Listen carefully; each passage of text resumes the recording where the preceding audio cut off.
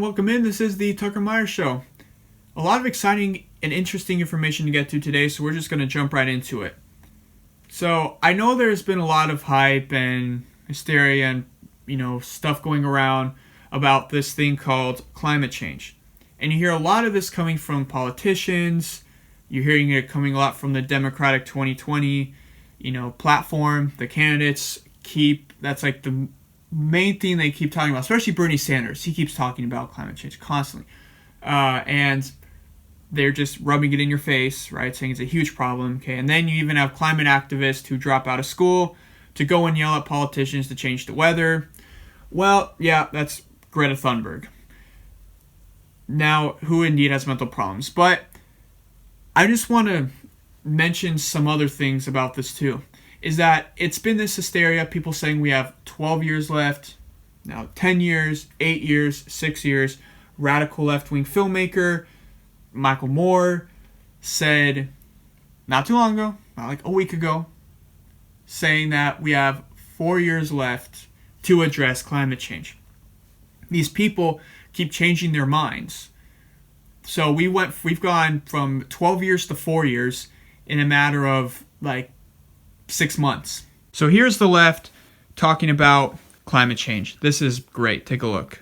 I refuse to postpone any longer taking on climate change. We will address the catastrophic crisis of climate change and transform our energy system away from fossil fuel. We will make sure that we get to net zero greenhouse gas emissions no later than the year 2050, that we are halfway there by 2030, that we mobilize $5 trillion over the next 10 years to do that. By 2028, cut all carbon emissions from new buildings. By 2030, carbon emissions from cars. And by 2035, all carbon emissions from the manufacture of electricity. We saw it at the G7, the leaders of some of the greatest powers and economies of the world, sitting to talk about one of the greatest challenges in the world, climate change. And there was literally an empty chair where American leadership could have been. Because your question has said, what are we going to do in decades? We don't have decades. America's faced huge challenges before. World War II, put a man on the moon.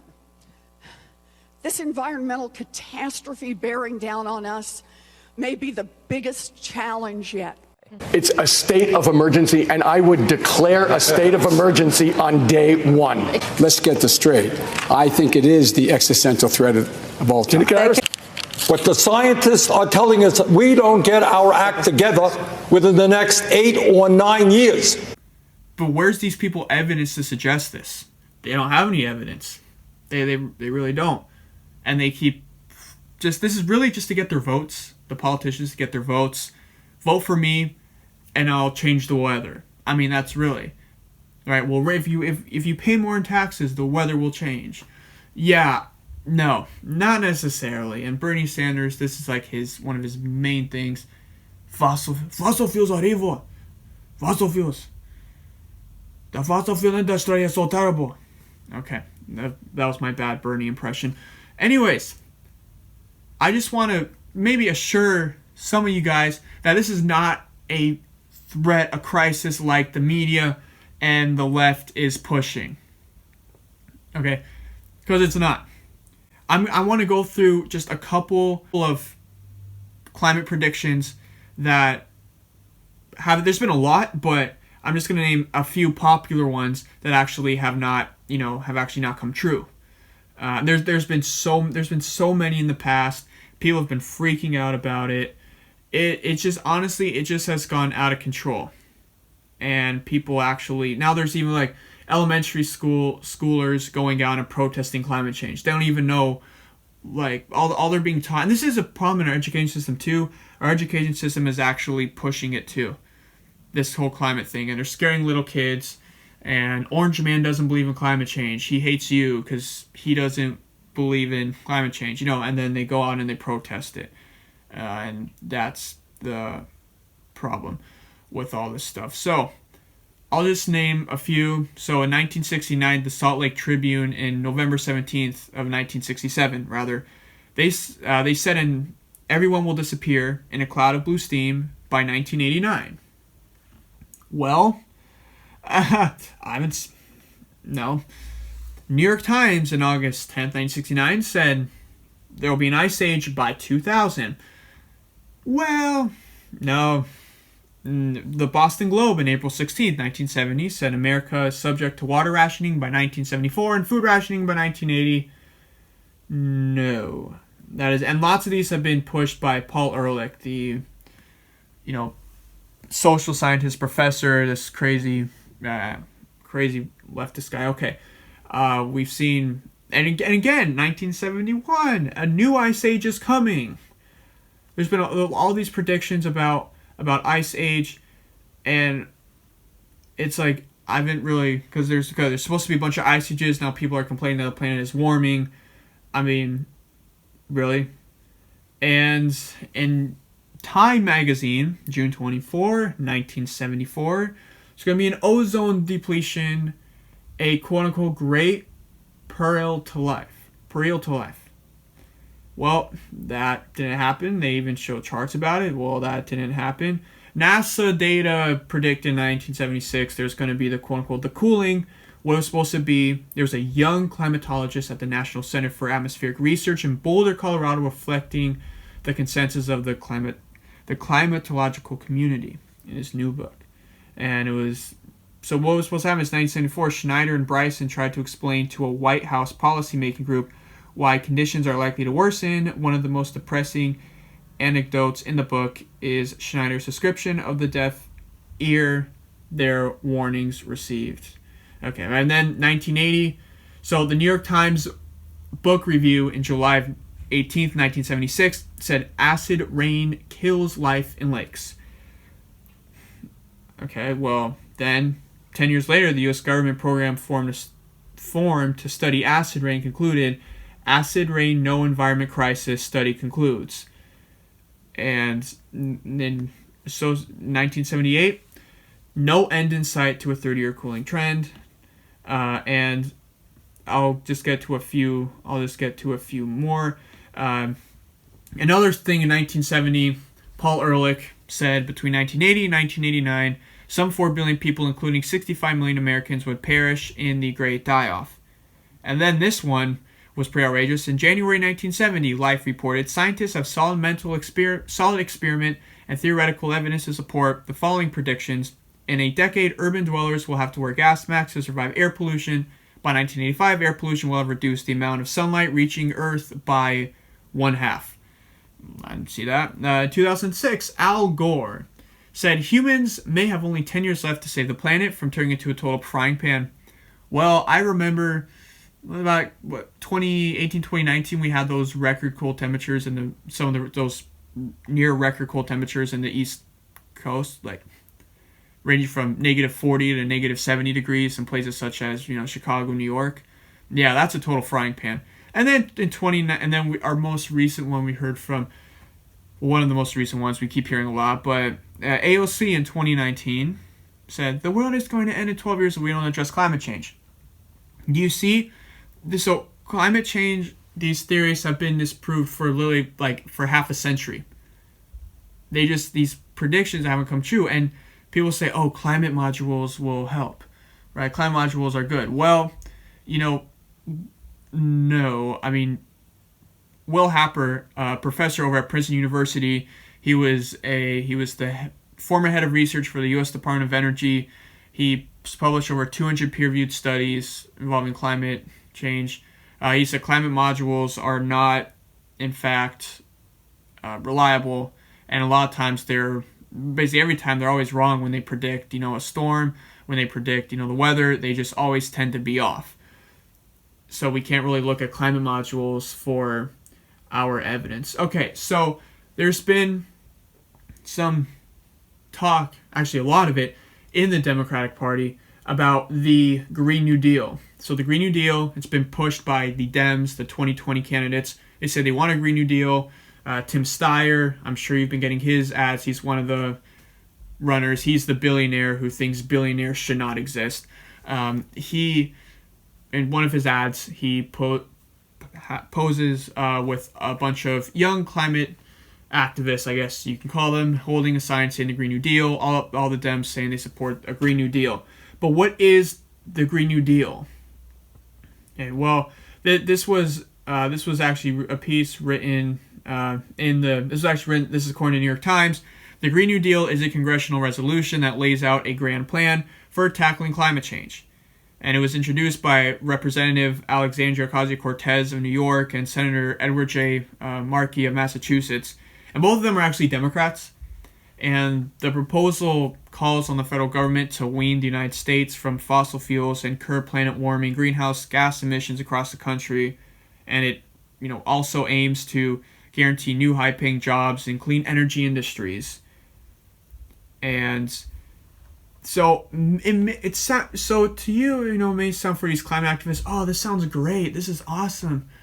Right. Well, the ultimate goal for the Dems is to get rid of fossil fuels. Okay, fossil fuels is the most reliable and cheapest source of energy, and the Dems keep saying, oh, we're spending too much money. We need to reduce spending. Well, okay, fossil fuels make up over 80% of our energy, and it's the most efficient way to do it. Now, I want to get into the Green New Deal. The idea of it may sound cool, I guess, for some. But here's the thing, they're not talking about the cost of it. They're not talking about the reality of it. So I'm going to get into the economics and cost of this. This was a study done by the former director of the nonpartisan Congressional Budget Office. So the Green New Deal is predicted to cost $93 trillion. Okay? The United States federal budget is $4 trillion. The Dems are complaining that we're going to get into debt. They're complaining about how much debt we're in, and yet they want to push this. We'd automatically be in, $89 trillion in debt? Just with this deal on top of the other crazy $52 trillion Medicare for All plans, all this other stuff. Yeah, okay, but anyways, let's get into it. So, the zero carbon electricity grid would cost $5.4 trillion. The zero emissions transportation system would cost between $1.3 to $2.7 trillion. The guaranteed green housing would cost between $1.6 trillion to $4.2 trillion. This is trillion, okay? Trillion. All this is trillion. Price for a federal guaranteed jobs program would run as much as $44.6 trillion over the next decade. Okay, these are the jobs that are, AOC and Bernie Sanders are actually talking about this. High-paying, green jobs, great government jobs. Well, you really want to work for the government, honestly. But that's going to cost $44.6 trillion over the next decade. The universal health care. When this study was done, it's $36 trillion, but that's just like the minimum. Right now it's predicted to go to $52 to $70 trillion right now. So the Green New Deal would account for up to 35% of the nation's economy from 2020 to 2029. And that's on top of existing federal government programs which already consume more than 20% of the GDP each year. It will approximately cost $600,000 per household. $600,000 per household. Okay, and this is absolute ridiculous. But of course, a bill like this is going to be produced by AOC. And AOC says about the bill, she said, it's not about a cost. Well, it kind of is. It really is. So, of course, this is something that a bartender would write about. I just can't with AOC. So that's the reality of the Green New Deal. I've asked people in the past, oh, do you like the idea of the Green New Deal? Yeah, I do. Okay, and then I explain to them, you explain to them like how much it costs, and they're like, oh, no, I don't like it anymore. Yeah, I know. And they want to have this this rapid transit bullet trains, all this other great stuff. It's like AOC has like an imaginary, she's like a little kid. She dreams up all this stuff, thinks it's great, but has no solution to the cost of anything. She doesn't. I don't think she has an economics degree, but I don't even know how. I wonder she probably slept in class, and I don't know. I just don't know. All right. Now, I want to mention something about climate change too to help you guys. So I know that, there's people saying, Bernie Sanders even himself said, oh yeah, we first must start off with the United States, and then we're going to go to the other countries and fix climate change. The United States must lead. The United States must reduce its climate emissions, and then we will go and fix the rest of the world. Yes, that's our job, and our job is to rebuild the United Nations. Okay, that was my bad Bernie impression, but alright. Well, before I get into this, I just want to play a little clip of Greta Thunberg talking about climate change. Take a look. This is all wrong. I shouldn't be up here. I should be back in school on the other side of the ocean. Yet you all come to us young people for hope. How dare you? You have stolen my dreams and my childhood with your empty words, and yet I'm one of the lucky ones. People are suffering. People are dying. Entire ecosystems are collapsing. We are in the beginning of a mass extinction, and all you can talk about is money and fairy tales of eternal economic growth. How dare you? How dare you? How dare you? Yeah. Okay, well, the thing with Greta Thunberg, she, 17-year-old from Sweden, she did, drop out of school to go and protest climate change. You heard in what she said in her speech. Now, the problem, I do feel bad for little Greta, okay? She's a sweet girl, but she's just been, all this climate stuff, she's just been, indoctrined and forced upon by her parents and, of course, education system, but her parents are playing a huge role in this. So, turns out Greta Thunberg actually does have mental issues. Okay, she does.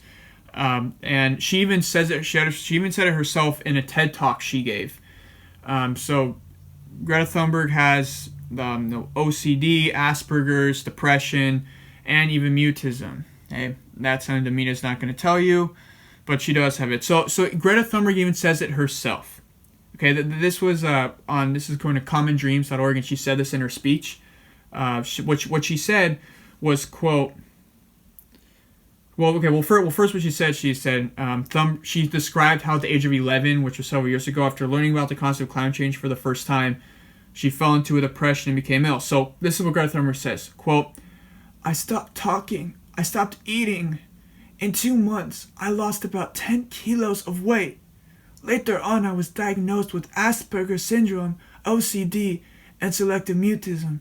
That basically means I only speak when I think it's necessary. So she admits it herself. She also says, I think in many ways, we autistic are the normal ones, and the rest of the people are pretty strange, especially when it comes to the sustainability crisis. So that was Greta Thunberg for you. So she does have this. I do feel bad. I really think she should just stop this, giving up. She's just driving herself into a hole. She really is, and I do feel bad for her. I think she should just honestly just go back to school in Sweden and continue to be educated. But what she wants to do, her idea of what she's trying to fix is good, but her going and she's not really having real solutions that no one else has brought up before. And people are like, yeah, and this is the person who won Time Person of the Year for Time Magazine. Right? You have to realize that. Yeah, that was her. For yelling at politicians. How dare you? Okay, now I want to get into something that should calm everybody's nerves. So, like I said, Bernie Sanders, yes, the United States, we're one of the world leading producers in climate change. We must do something. The United States must lead. Okay, well, let me see. So this is from the Environmental Protection Agency itself. Okay, And this is something that the media is not going to tell you. They'll never tell you this. So this is EPA acting administrator Andrew Wheeler himself says, quote, "Thanks to President Trump's regulatory reform agenda, the economy is booming, energy production is surging, and we are reducing greenhouse gas emissions from major industrial sources. These achievements flow largely from technological breakthroughs in the private sector, not the heavy hand of government. The Trump administration has proven that federal regulations are not necessary to drive CO2 reductions. While many around the world are talking about reducing greenhouse gases, the U.S. continues to deliver, and today's report is further evidence of our action-oriented approach." So the key findings, end quote. So the key findings in the study was, so the reported total greenhouse gas emissions declined by 2.7% since 2016. The reported emissions from large power plants declined 4.5% since 2016 and 19.7% since 2011.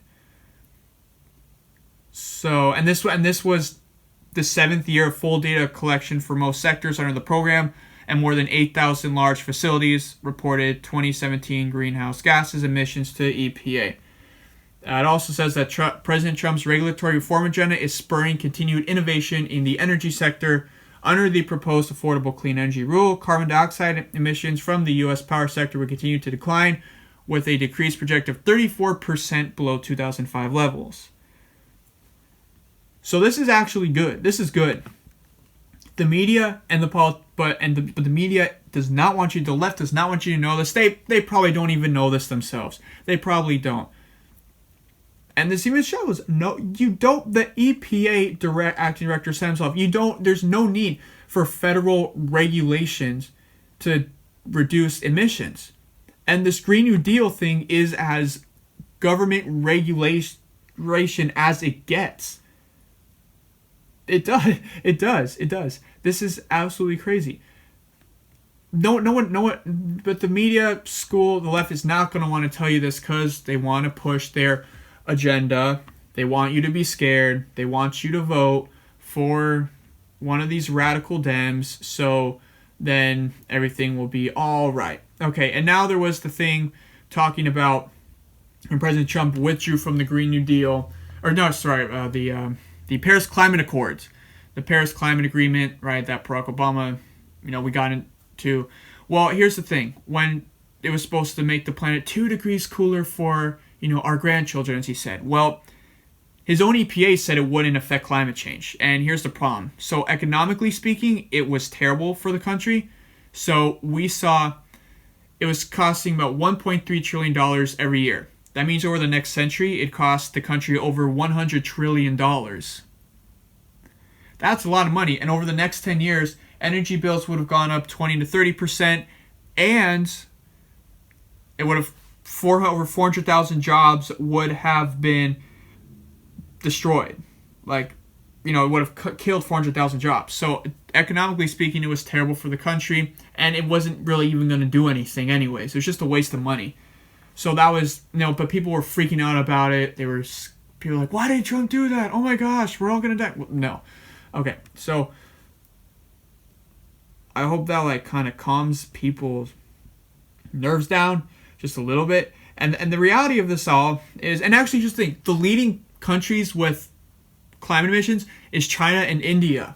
Okay, China's responsible for 50% of it, but no one's batting an eye at China. Everyone's pointing fingers at the United States. Why us? Our emissions are going down. Go freak out about China. Go India. Go all those other countries that are actually whose climate emissions are actually going up, when the United States has actually decreased our climate emissions by nearly 10% as of right now. So why are these? But of course, the media and the left wants to do everything they can to make Trump look bad. Everything they can to make him look bad.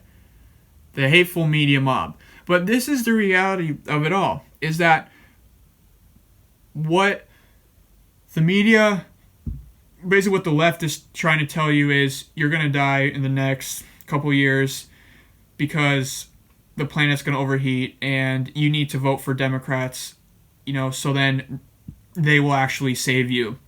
It's just fear. It's just fear-mongering. It's pandering to, they make people scared and all this other crap, and then they wind up voting for them, and then their taxes go up.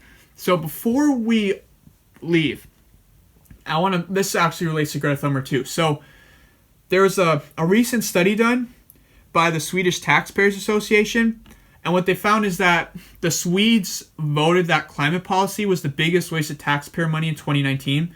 So this was a piece written in Breitbart. It says the Swedish public has voted. The Swedish public has voted that climate change spending has been the biggest waste of taxpayer money in 2019, according to a poll by the Swedish Taxpayers Association. The Taxpayers Association released the results of their annual wasteful spending poll earlier this week, declaring that climate policy had been the biggest waste of money, largely due to the fact that despite the spending, emissions in Sweden had actually slightly increased. Ooh. Wow, Sweden. So in 2014, the Swedish national government spent 5.2 billion Swedish kroners, and in the United States is equivalent to 547 million, a number that has more than doubled to 12.6 billion kroners. That's 1.3 billion United States money for the planned 2020 budget. All right. John Gustafsson, who works at the Taxpayers Association, said the government has more than doubled the appropriations for climate policy, but despite this, emissions no longer decrease. In 2018, emissions even increased. This is why climate policy has been voted the worst waste of the year. Yeah. So, I mean, the media's not going to tell you this, and Greta Thunberg she probably doesn't know this. So, too much money is wasted without benefit to those who pay. Yeah, it is. So the wasteful spending poll results come as many Swedish municipal governments face financial hardship or even bankruptcy due to lack of money to support recently arrived migrants who have largely remained out of the labor force. An estimated 90% of migrants who came to the country during the height of the 2015 migrant crisis and received permanent residency are unemployed. Yeah, well, Sweden has those open borders, letting in all these refugees as their crime rates continue to skyrocket and all this other crap. Yeah. But they're focusing everything on climate change.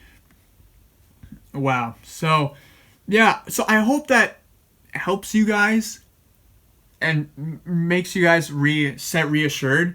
So whatever these politicians and the crazy leftist media is telling you about all this, just know that it's not that big of a deal as people are making it. So that is all we have time for today. And actually, before I go, I want you guys to go and subscribe to our YouTube channel and go listen to our podcast on Apple, Spotify, Google Podcasts, and any other podcast platform that is convenient for you. Also, follow us on Instagram to get live Q&A sessions, live discussions, exclusive content, exclusive photos, and you can even send us a question to get it answered live on the show, as well as you can send it to us through direct messaging, or you can even send it to us at tmshow20@gmail.com. That's tmshow20@gmail.com. I'm Tucker Meyer, and this is the Tucker Meyer Show.